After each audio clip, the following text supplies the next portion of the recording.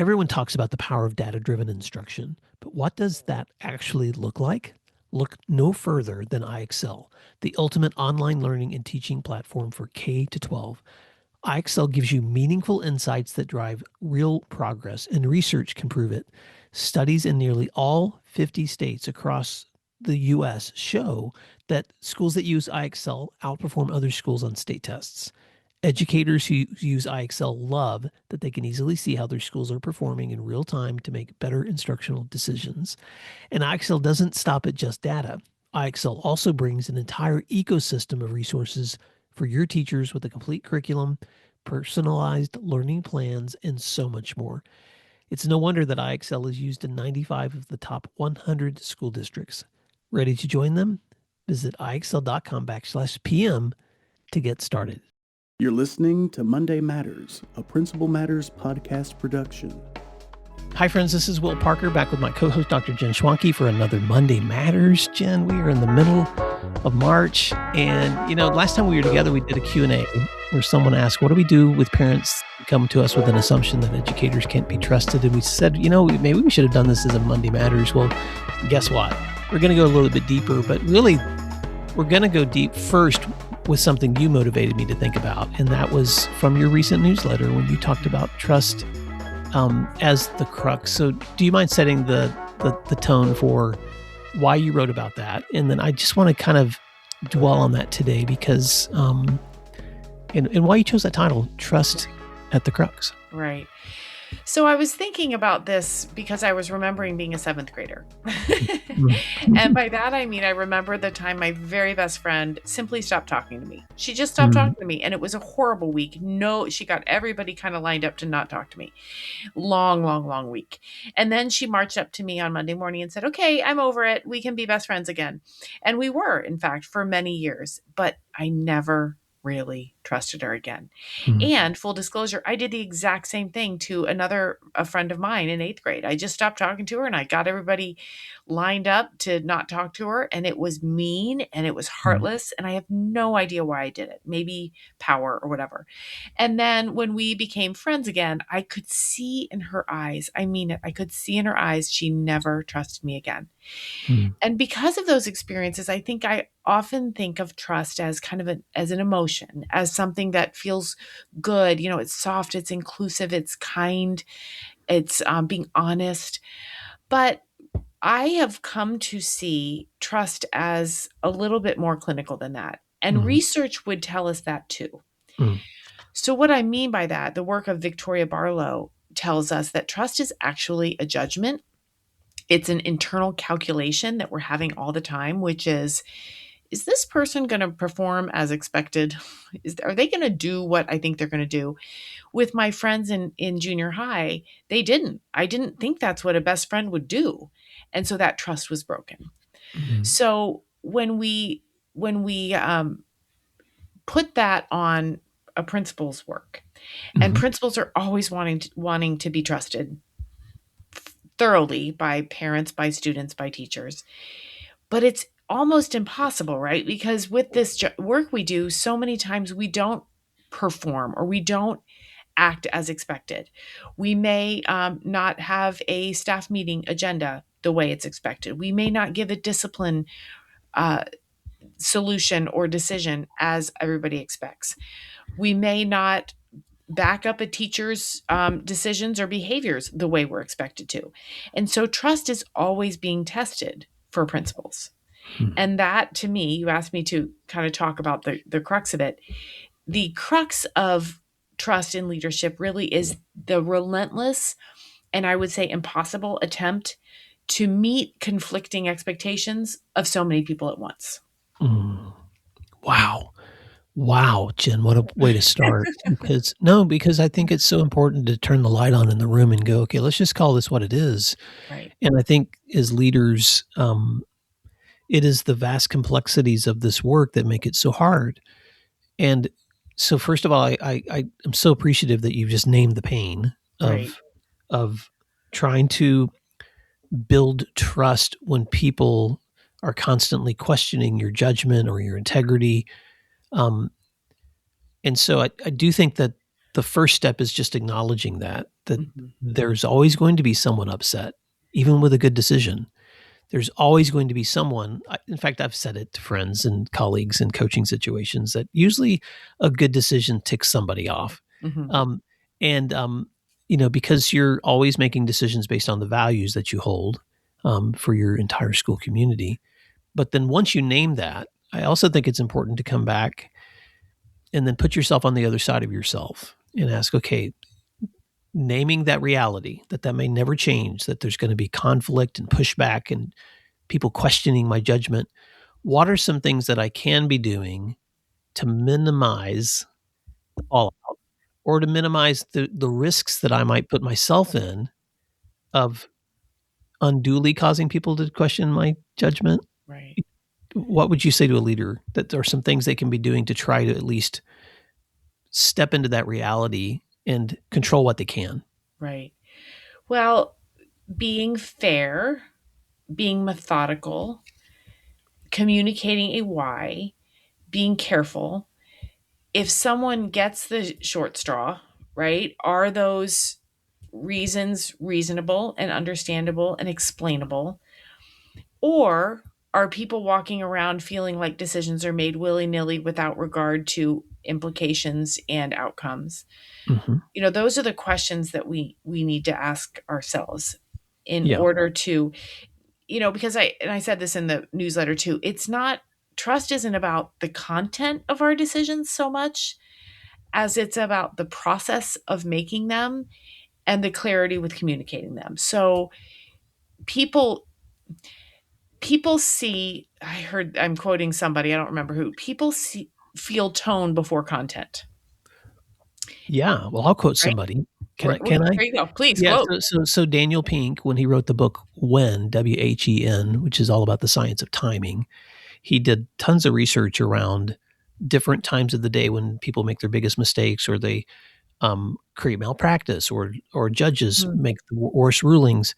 And in that book, he pulls out research and shows that doctors sued for malpractice are almost overwhelmingly sued not because of the malpractice, but because of the tone or the treatment of the Mm, patient. mm, And so I think, Jen, that's such a great point, which is that sometimes we lower the anxiety of other people or the opportunity for them to judge us first just based on how we treat them mhm. as humans. And to come back to something else you said, how we're collectively involving them when we can Right. in the hard decisions in front of us. I'll give you a good example. I was working with a principal recently, working on next year's master schedule.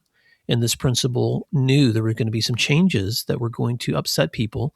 So this principal pulled all of those players together to say, hey, we're looking way down the road here, but I need your input. But I also need to know the data I'm looking at of why, if we make this change, it's based on our students. It's not based on feelings. It's based on the raw data in front of us of numbers of kids and numbers of requests. And the outcome of that meeting was teachers being able to go, oh, I see now too what you're seeing. And now this is going to be a more collective decision than just you making it and then us finding out in August about this change. Right, right.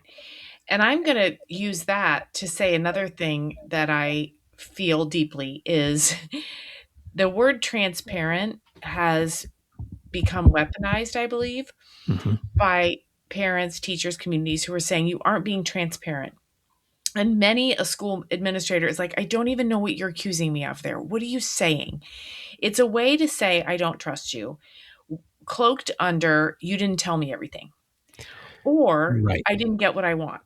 Right. Mm-hmm. So, and I just had this conversation actually with a member of our community. He said, what do people mean when they say that the school isn't being transparent? I said, usually I think it means I didn't get what I want or I didn't know. And I didn't know what decision was being made or how.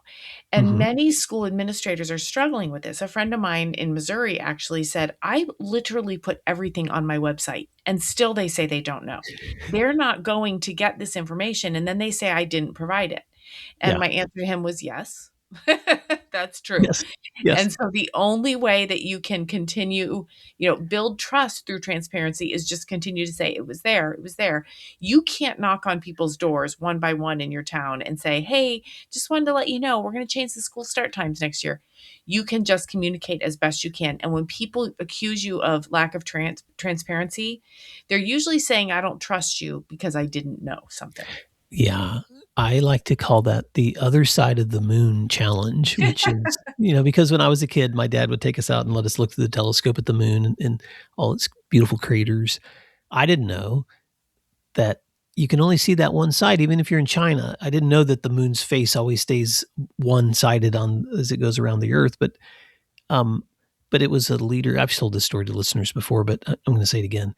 It was a leader. When I was in college, I must have been complaining about something, and this other leader said to me, "Will, one of the biggest challenges of being a leader is you see more of the moon of a situation than a lot of people do, and they can only see one side. Mhm. So first, you have to recognize most other people only see one side of the moon of your work, so give them some grace. But two, you have to decide what parts of the other side of the moon you can show them, Mhm. because sometimes you can show them other parts and sometimes you can't because it's protected, it's confidential, it is against the law for you to show them that part of the moon. And so I think we're coming full circle back to what you said earlier. The reality is you'll never do it perfectly, but that reality should then motivate us to ask the harder question: what things can I do? And so I'm going to come back to something else you said too, which is the importance of process, Mhm. the importance of clarity.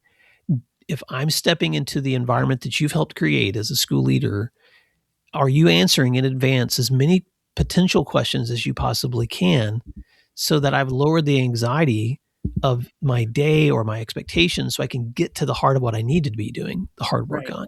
The, Right. the hard work of being a teacher, educator in a school day should be helping students learn, not figuring out that you've changed this entire system of how we submit days for substitutes without training us on how to do it, or Right. not without being aware that we have this huge event coming up and no one told us.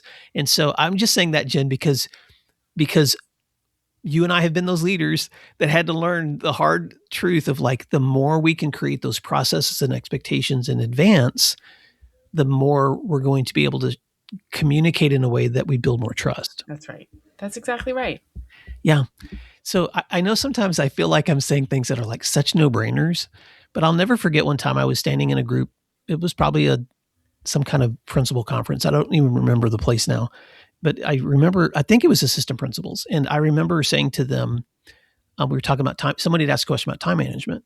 And I said, it's really important right now. This is probably the spring, that you're setting your calendars for next year. In fact, I would suggest you go ahead and try to put as many things as your calendars for the next couple of years. And they laughed and they thought I was joking. And I went, well, hold on a second. That may have sounded funny, like, because I know you're so overwhelmed you can barely get through this week, that I'm asking you to plan out the next 2 years. But I'm asking you to plan out the next 2 years. If you can think about in advance all those pieces you already know are going to be happening, then why aren't you putting them on your calendar now? And I know that I'm speaking to some people that are like, that is a no-brainer, Will. But then I'm also saying it out loud because occasionally I've met people that thought that's funny. But I'm saying it because if we're going to build trust in other people, then we have to ask, what's it like to be on the other side of me? And I would certainly much rather be on the other side of somebody who knew what was coming and told me than someone who expected me to guess. That's right. Right. Oh my gosh, how do we want to wrap this up? Because if Well, trust is the crux, right. is that the crux? How do we I think, how do we make sure that we're developing it and modeling it ourselves? well, yeah. And I thought you were maybe trying to find a rhyming word there, but here's how I'm going to wrap it up. This is the season of a lot going on as we finish up this year, and we have one foot firmly into next year. Right? It's a jigsaw puzzle that we're going through here. We are bound to disappoint people, and we're bound to Yeah, fall short at their expectations.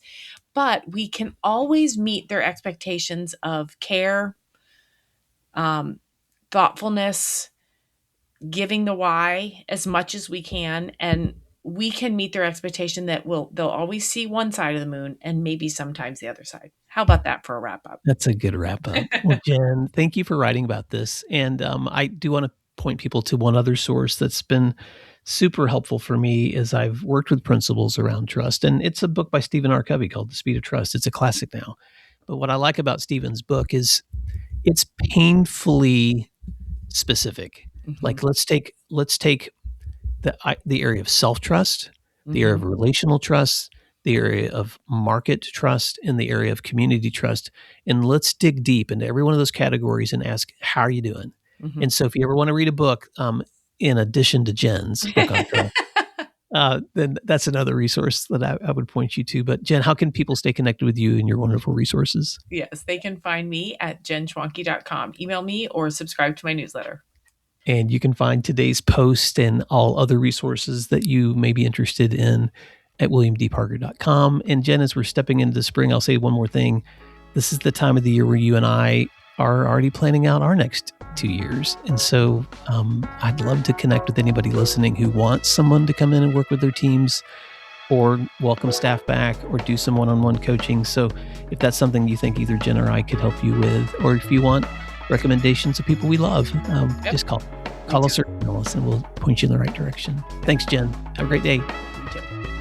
Thank you for listening to today's episode of Principal Matters, the School Leaders Podcast. If you enjoyed the show, would you take a moment and like, share, subscribe, or leave us a review? In fact, if you share it out with a friend, even more people can become a part of these conversations. Sign up for our newsletter at williamdparker.com for even more free resources. And don't forget to check out our website to learn more about our books, professional development offerings, Grow Academies, masterminds, executive coaching, and keynote presentations. Wow, let's keep learning together. And thank you for doing what matters. Monday Matters.